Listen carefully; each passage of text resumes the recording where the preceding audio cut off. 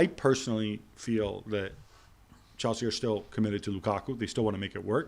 In this game, he felt Havertz was a better option, and he probably was a better option because you had a lot of pace in there, a lot of verticality with Pulisic in there as well. Yeah, exactly. I mean, Havertz can't run in behind the very high Liverpool line defensively like a Lukaku could do, and we saw that when Lukaku scored that goal that was narrowly ruled out for offside.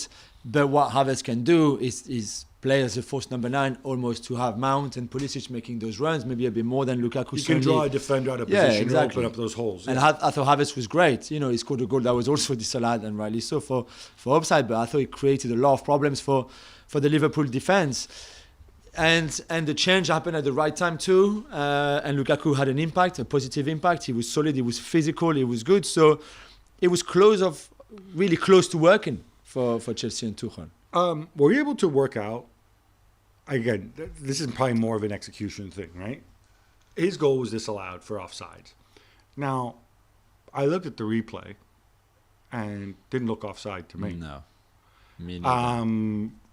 There's some weird gremlins going on here. Like, should they...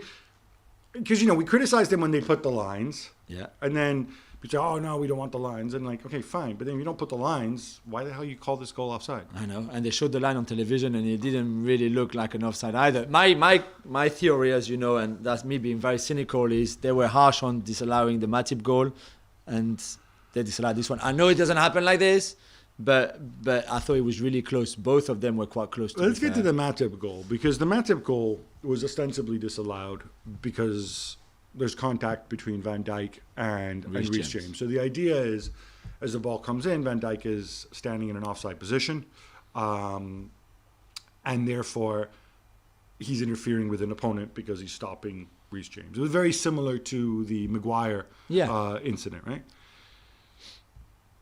I didn't have a problem with that goal. You didn't? No, me neither. But I still thought it was a bit harsh because Reece James was not marking Sadio Mane. Rudiger was marking Sadio Mane. The ball would have still got to Sadio Mane, I think, even if Van Dijk had stayed. It's fine, but Sadio Mane might miscontrol the ball. It might give Reece James but he didn't. Time to come over and everything. No, I know. But I just thought it was a bit harsh. I understand it, and it was, I guess, the correct decision. I just thought it was a bit harsh. Like I thought that tiny offside on Lukaku was a bit harsh as well. The other talking point was Naby Keita on Chalobah in terms of refereeing decisions. Yeah. And I don't think that was necessarily terrible overall. It's not his fault with Lukaku offside and so on. Some people felt very strongly that that should have been a red. Yeah, Nader Manua. So I thought it was a red straight away. I did think it was a red, and then watching the replays, I just thought Chalobah is just quicker than Keita, who's not far from getting the ball, and after that he can't stop his movement when he's 90% already in, if you see what I mean. I don't know what else Keita could have done to not touch Chalobah, for example. And I didn't see much outcry either from the Chelsea players or from Thomas Tuchel. To me that was just a game thing. One for you. I thought Alexander-Arnold had a terrible game defensively. And I thought a lot of time Chelsea were going on to his right-hand side, their left-hand side. That a lot of time he was out of position. There was a lot of room behind him, in his back. And that they almost took advantage a few times on that. Not all the time, but even the runs, some of the runs that the Chelsea players made. Did you see this? Do you agree? Do you see what I mean? Or is it just me looking too closely at Alexander-Arnold, and maybe because he gives so much offensively that this is part of it, and he didn't get much help, let's be honest, from Henderson, who I thought had a very average game as well. I think with Alexander-Arnold, it's always going to be an issue, I think, defensively. Not because he's a bad guy who wants to be a bad defender, but because it's so important for him to offer that creativity going forward, especially in a game like this, and we'll talk about it in a minute, where your one creative midfielder, Thiago Alcantara, isn't there, right? So who's going to provide the creativity? It's got to be Alexander-Arnold. I think there was also some element, because obviously he was on Alonso's side, where he figured Alonso is not as slow as people think. He's just a tall player, and so he needs to get up ahead of steam. I think Alexander-Arnold was very confident in his recovery ability on Alonso, but that left gaps when you've got mobile people behind Havertz himself moving and Pulisic getting into those areas. I think that was a lot of it. I think I think Matip actually did a pretty good job in helping to cover him. But clearly that was always going to be the vulnerable spot. Yeah. The plan was clearly for Havertz to move there. So Trent didn't know if he had to follow Pulisic, what Alonso was coming, and Salah doesn't really defend either.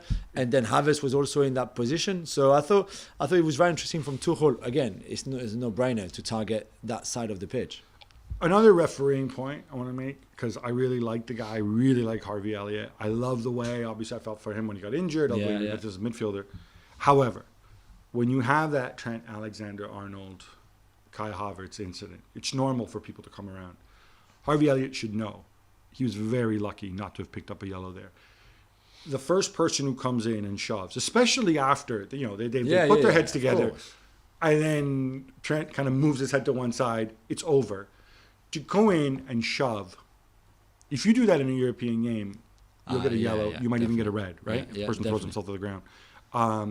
I think that's a teachable moment. I wouldn't be surprised if Klopp said, "Hey, don't do that." Yeah. Or it should take the example of Tony Rudiger, of course, who is always involved in those. He comes so quickly from wherever he's on the pitch, never gets booked, but always like he's staring and talking and don't touch me and this and that. But that's so good. I love that Rudiger Milner.